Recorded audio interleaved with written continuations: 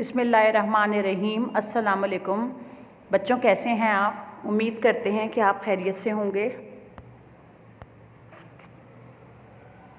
Unit number 3, assignment number 2, subject Sindhi, day 4, class 3। बच्चों, जैसा कि आपने पिछले असाइनमेंट में सबक दिए, आपको पढ़ाया गया था और समझाया गया था। अब इस असाइनमेंट में आपको इसके लफ्ज़ मायने दिए जा रहे हैं करने के लिए।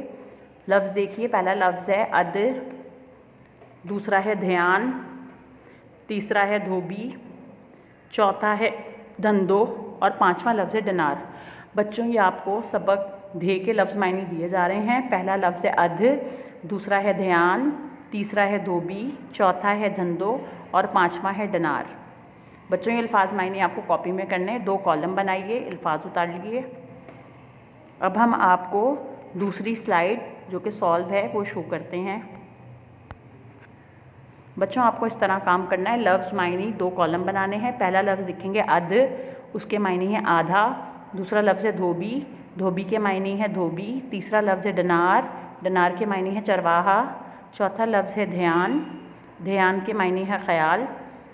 और पांचवा लफ्ज़ है धंधो, धंधो के मायने है पेशा, काम।